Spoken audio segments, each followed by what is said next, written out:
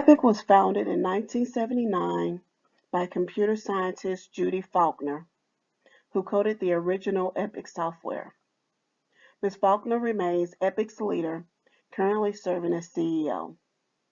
Forbes estimates her net worth at $3 billion and put her at number 243 on the magazine's annual list of richest people in America. In 2005, Epic moved its headquarters from Madison, Wisconsin to nearby Verona, Wisconsin. The current 950-acre campus is designed to foster creativity and promote casual interactions among its nearly 9,000 employees through features like a climbing wall and a functional treehouse retreat. Every year, thousands of health IT professionals descend on the Verona campus for Epic's user group meeting. Epic has companies in Denmark, Dubai, Singapore, and Netherlands. Some of the nation's largest and most prestigious hospitals and health systems use Epic's EHR system, including Wake Forest Baptist Medical Center, Johns Hopkins Medicine, and Duke University are just a few. In total, Epic has 297 customers. In February, CVS Caremark retail chain MinuteClinic announced it will switch from its proprietary EHR system to Epic. When the transition is complete, about 51% of the Americans will have an Epic record. Its applications support functions related to patient care, patient registration, scheduling, clinical systems for doctors and nurses, and other providers such as pharmacists, radiologists, and a billing system for insurers. Let's take a look at some of the weaknesses of the Epic EHR system. Clinicians find Epic EHR challenging to use because of multiplicity of screens, options, and navigational aids. Physicians find the usability, especially for documenting progress notes, that they spend extra time learning effective ways to use Epic EHR. Substantial time cost is an important barrier to obtaining benefits, has greater burdens on clinicians, time decreased use of EMRs, which lowers the potential for achieving quality improvement. Epic is improving its EMR usability, such as voice recognition, tablet computers, and mobile computing. A solution would be to design easy-to-use software. The next problem we're going to talk about is the interoperability problems that Epic has. Some perceptions of Epic's interoperability are that it's a closed system, has high fees for retrieval of the information, is a roadblock to treatment, and providers are less likely to share information. All of these factors can contribute to low quality care that patients get while they're in the hospital. The closed system that Epic has gives the image that it doesn't work well with other EHR systems. Healthcare IT News in 2014 says that electronic health record behemoth Epic Systems has inked a deal with a lobbying firm to work on its interoperability image, one that has left a perception that Epic has a closed system that does not easily work well with other EHR systems. Another barrier that Epic has is the high fees for retrieval of the information that is in another EHR system. Modern Healthcare in 2014 says that high fees are a barrier to effective sharing of patient data. Healthcare providers complain that they often pay high fees for interfaces connecting different types of EHR systems. This can slow down the care that patients receive when they're in need from their providers. The fact that Epic was pointed out for being likened to a roadblock to interoperability, speaks volumes about the problem.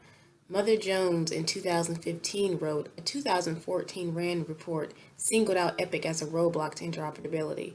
With the company's rise, researchers wrote, came an increasingly walled-off system. All of these factors make it less likely for providers to share the needed information. Fierce Healthcare in 2015 wrote that providers in competitive markets are less likely to share data. This data can be very helpful and useful in treating the health of the patient. One potential solution to bring about interoperability between the various EHR systems is utilizing a platform similar to rich text format. Microsoft Word is the most popular word processing application.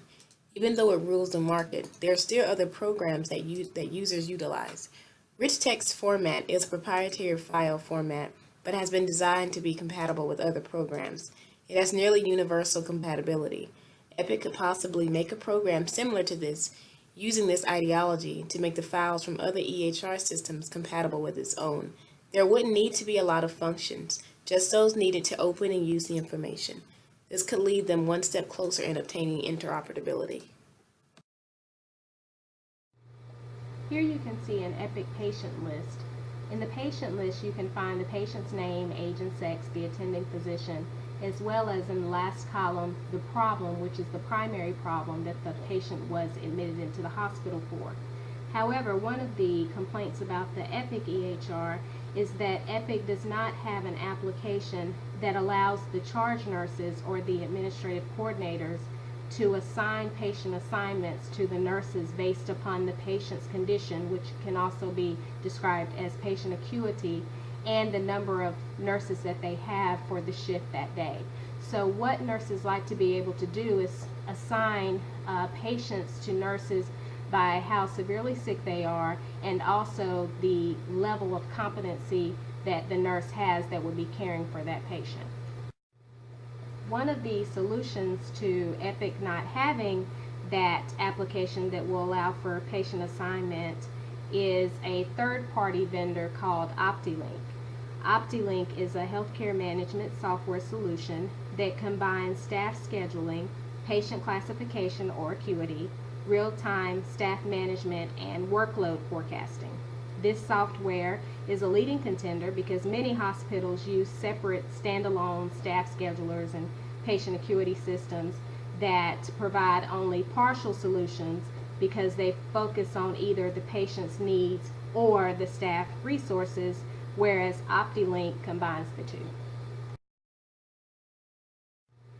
OptiLink requires that a department decide upon some guidelines, which is typically done by the unit-based council, which is a part of shared governance. So they would decide upon some guidelines for making patient assignments. And here you can see a list of guidelines that would categorize a patient as low acuity. And in the next two slides, you will see guidelines that would categorize patients as medium or moderate or high acuity. Here is a quick view of the OptiLink department guidelines.